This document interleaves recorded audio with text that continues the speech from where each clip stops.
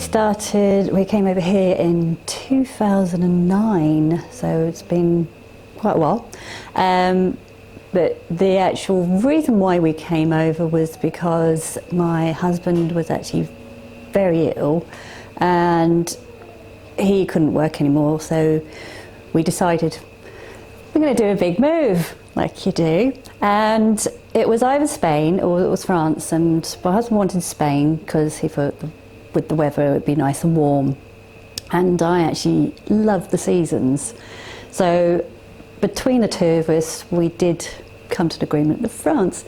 And it was also because my mother actually has a holiday home over here, and we were going backwards and forwards, and we've been going backwards and forwards for 20 years to the holiday home. So we knew this area roughly. We knew it was countryside, we knew how rural it was. And we lived in the countryside before we came here. We lived in Cornwall, so it was in the middle of nowhere. So we were used to that. And so then we started looking round. And my husband actually found this place, which was just an empty shell. It was used for sheep. The farmer was still using it. There were tractors in here. It had sheep obviously in here. Lots of hay, lots of white walls, and just totally empty. So yeah, we bought that in 2009, and it was at that time pretty reasonably priced. But it was, as I say, it was an empty shell, so it was a project to start off in the first place. The plans were that we weren't going to move for another 3 years. We were going to get it all built, then move. But because one of my children at the time was 9 and the other one was 5, I literally said, okay, I think we should do it as soon as move over, because then the children can then go to the primary school here, so basically what they call it, école here, and then they can actually learn the language while they're at school, more than us going to somewhere in England and they're learning bits and pieces. They can learn the whole thing, be submerged with all the children at the school, which is what we did. And it was a quick move suddenly to do, so therefore we had absolutely really not a lot here at all. We had a very dear friend came and actually put in some walls up to have some bedrooms for us to sort of just sleep on the floor, because we had no beds, had no nothing else, and just the utility room was where we did all the washing, cooking, everything. That's what we had at that point. But the children went into school. They thoroughly loved it. I wouldn't say they loved it straight away.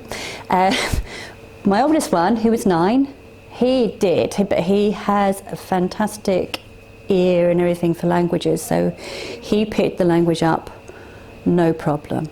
The youngest one at 5, he struggled the first few weeks, which was understandable, obviously. We've chucked him from being in an English school for just 1 year into a French school where he couldn't speak the language and didn't know what he was doing. And yeah, we had a few problems with him just to get him into school.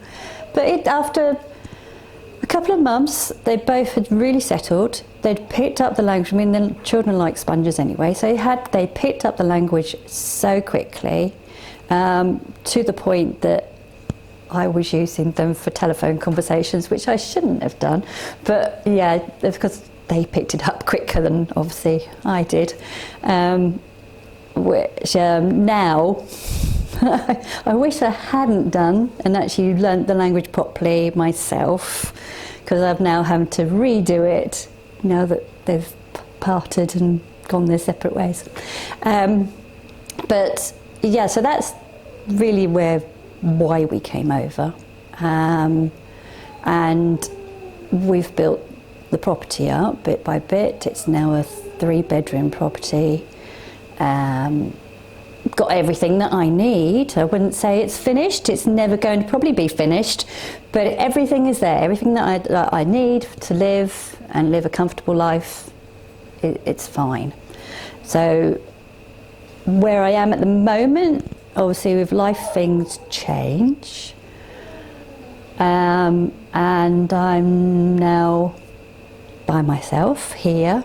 My children, as I've said, they've grown up, they're doing their own things, and my husband has decided to go back to England. So he's there, I'm here. But I absolutely love it here, and I wouldn't say never, but I don't see myself going back to England. I see myself staying here.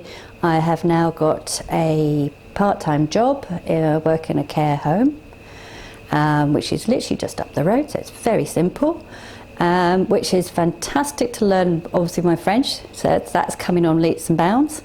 And I love the job, I love the people there. Everybody here, bar none, has been fantastic, right from the start to when obviously we first moved, and none of us could speak the language properly apart from saying hello and how are you, the basics.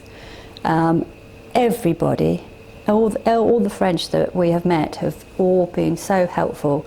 As long as you can actually try to speak the language, they will help back. They, as I said, they've been fantastic, everybody that we've met. With the actual living here, I think it's on a par with living in England, as in the actual cost of living.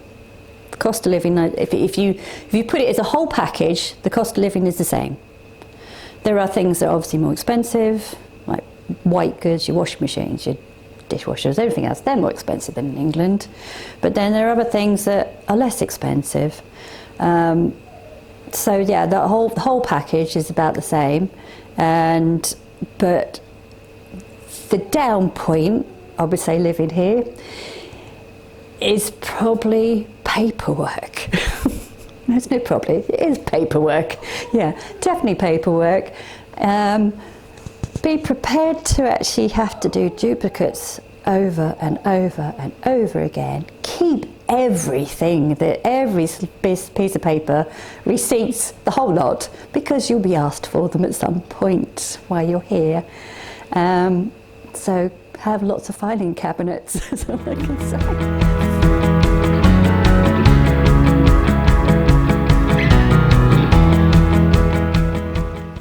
Okay, my plans for what I'm hoping to actually achieve is that because obviously I only work part-time, I need an extra income. And sadly my mother passed away recently, and I've got some inheritance money from that. So I wish to use the inheritance money to actually build a gite on the end of the barn. I mean, because the barn's big enough. When we first got here, the plans were that we were meant to be using the part of the barn that I'm not using at the moment. That was meant to be 7 bedrooms property for us to live in, and the part that I am living in was meant to be then the gite. I don't need that size of house with 7 bedrooms, so I'm quite happy where I am, staying where I am. That's fine for me, and I'm going to build, hopefully going to build, at the end of my barn, a two double bedroom property. Will just be open planned downstairs, obviously a toilet downstairs, possibly a shower room, toilet downstairs. I'm not 100% sure on that, but upstairs, I say, will be 2 double bedrooms and a bathroom. Not going to be huge. It's just going to be big enough to hopefully bring in some income for myself. And the idea eventually is that when I do retire, that it will, with the pension, hopefully give me that little bit extra income, so I can hopefully live comfortably enough on that. So where I stand at the moment is that it's an empty shell, and it obviously needs everything done to it. Needs electrics, needs plumbing, needs partition walls put up, everything basically, windows, doors, yes, everything. Back garden as well needs sorting out, fencing. So it's starting from scratch. The only thing that isn't really starting from scratch is that luckily, because we were going to have a 7-bedroom property, the fosse septic is a huge one. It was the biggest one going, so that is covered, and we just need to obviously put a pipework to go to connect to that. So that's okay, luckily. So that's a big expenditure that doesn't need to be paid out for. But at the moment of time, I've got a dear friend who is a fantastic builder, and he's coming in and he's going to do measurements for me and draw out a plan which I can then take to the local Mary, and they then send, they look over it and then send it off to actually hopefully get planning permission, which we get.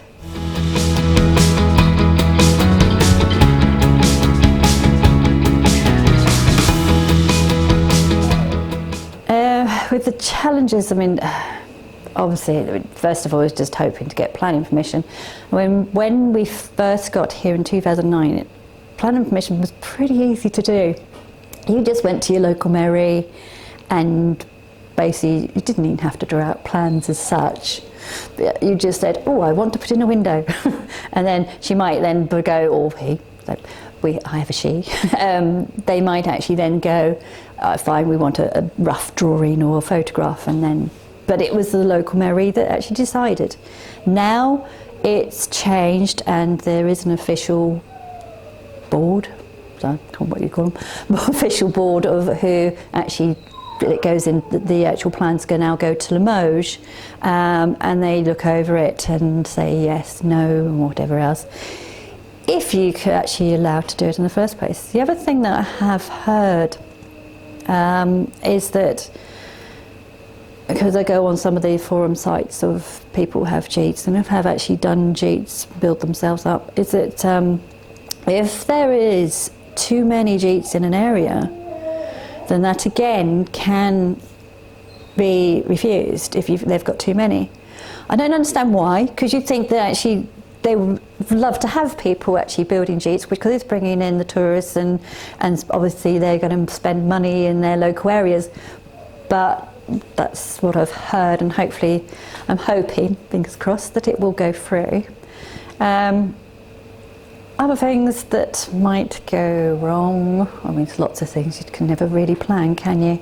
I have already thought about making sure that I have obviously the budget, but also a amount of fallback on just in case, which would be nice not to spend, but if I need to, it's there, because you can never foresee what you start something, and then they like put it on a window, and then you find that the walls aren't sturdy enough, and they need to put extra lintels in, or they need to do something or other. So it's yeah, I've got a backup plan of a little bit of more money anyway. So.